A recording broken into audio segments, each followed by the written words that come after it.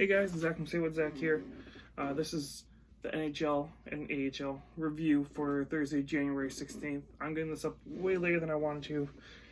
It was a long day. Several doctor's appointments. The cat, he is getting better. He's feeling better, but still a little under the weather, so I'm dealing with that. Had to help the parents with something. It's been a really long day.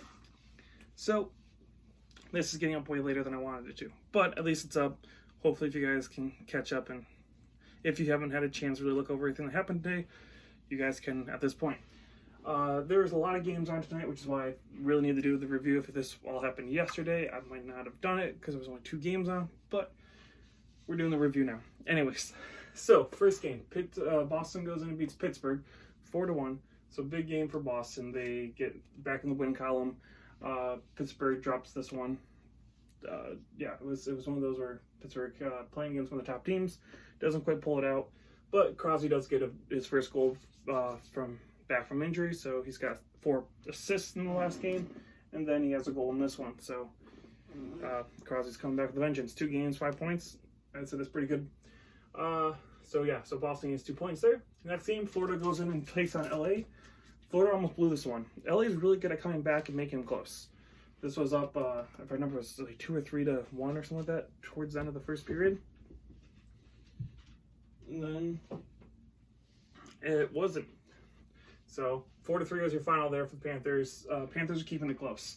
They're 1 point out of a playoff spot right now. Only 2 points back of Toronto still for the third spot in the Atlantic. So again, you're keeping it close. They're sitting there ready to pounce in case one of these teams does falter.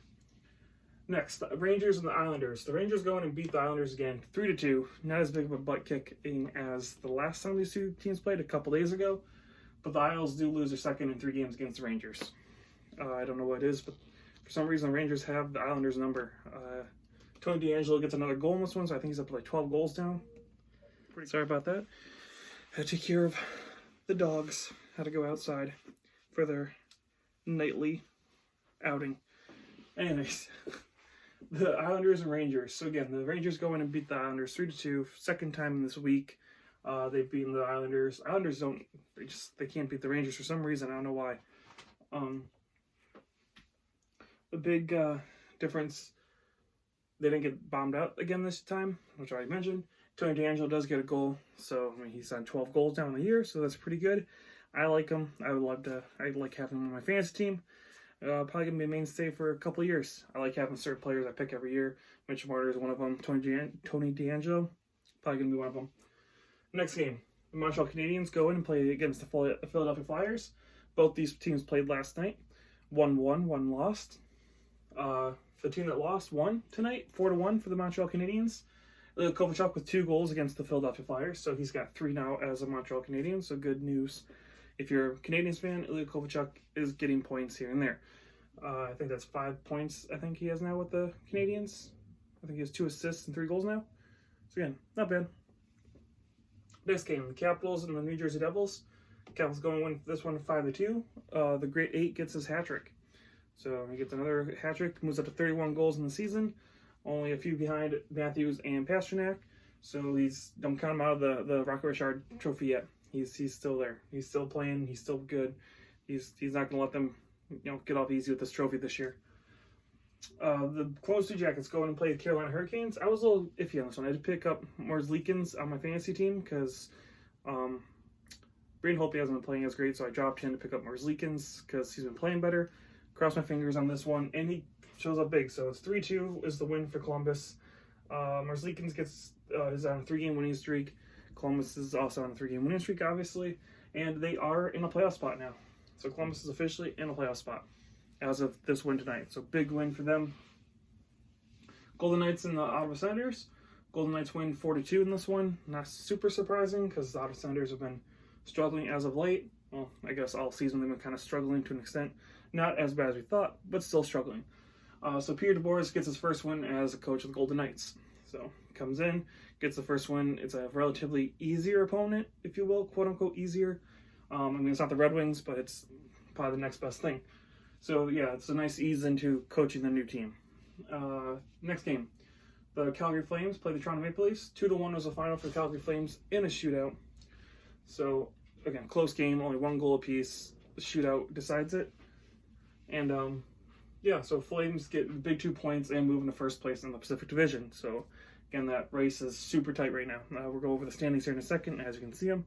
But, yeah, it's super ridiculously tight right now. It's fun to watch. Especially coming around like March, it's going to be really fun. If this is how close it is in March, that's going to be fun. The Ducks go in and beat Nashville 4-2. So the coaching change didn't help Nashville. They've won several games. They've won a couple games under them, but they've also again just lost to the Anaheim Ducks, one of the worst teams in the West. So yeah, they're still struggling with goaltending. Their defensive side is still struggling a little bit. Offensively, they're getting points, but not enough to counteract how bad the goaltending has been lately. So yeah, there's still some work to be done in Nashville, especially with the trade deadline coming up and approaching. You're going to want to figure this team out now because, yeah, if you're not going to make the playoffs, do you make a move at the trade deadline? It's tricky. The Minnesota Wild and the Tampa Bay Lightning. Minnesota goes in and beats Tampa 3-2. So that was a big win for Minnesota.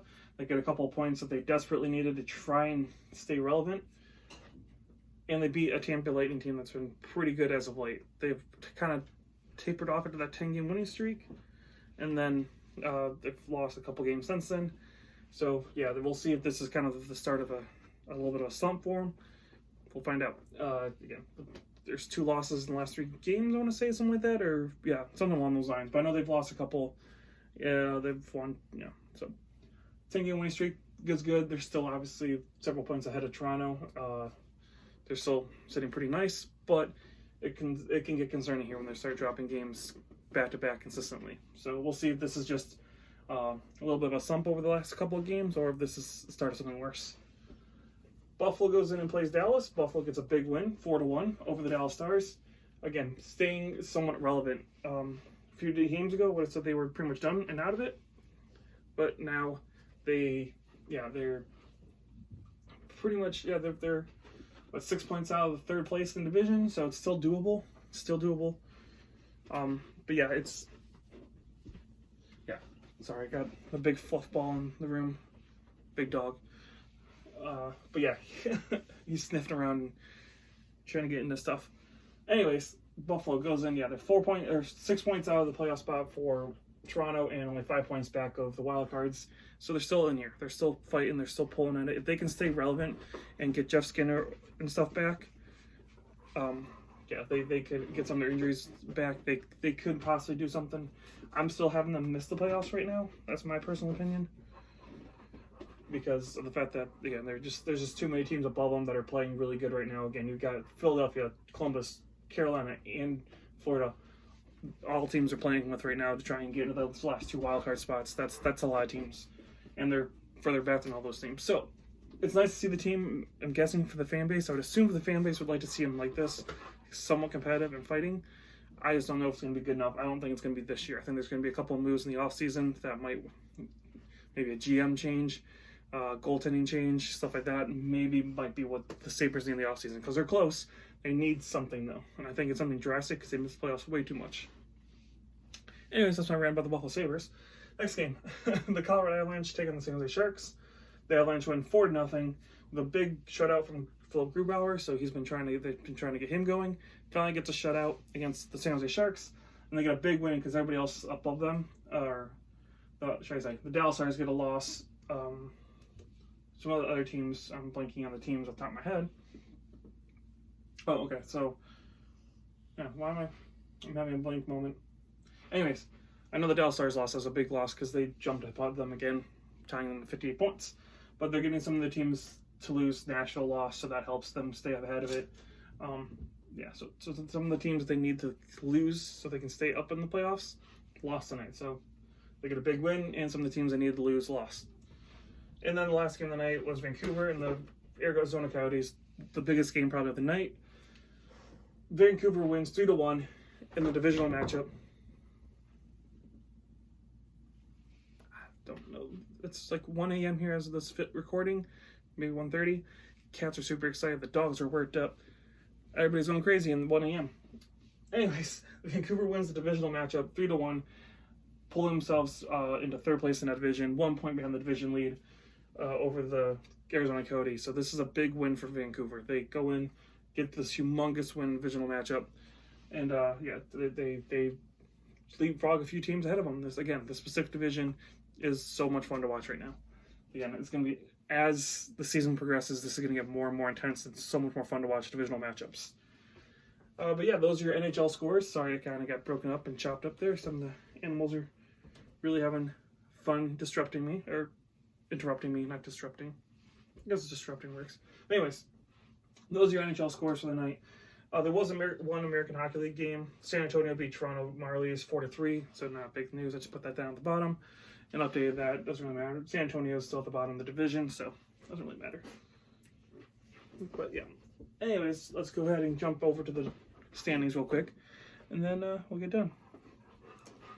Out of the room. Out of the room, boy. Hello. Out of the room. Out of the room. Big lug. Okay. In your Atlantic Division, Boston's at 68, Tampa at 60, Toronto 57, Florida with 55, Sabres with 51, Montreal 49, Ottawa 40, and Detroit with 27. In your Metro Division, you got 69 points for the Capitals, 63 for Pittsburgh, 60 for the Islanders, 56 for the Carolina Hurricanes, 56 for Columbus, 56 for the Flyers, 50 for the Rangers, and 41 for the Devils. Sorry, I had to shut the door because cats are running around knocking things over. The Blues over in your West and in the Central. 68 points for St. Louis, 58 for Colorado, 58 for Dallas. That's the cutoff. 54 points for Winnipeg, 50 for Chicago, 49 for Nashville, and 48 for Minnesota.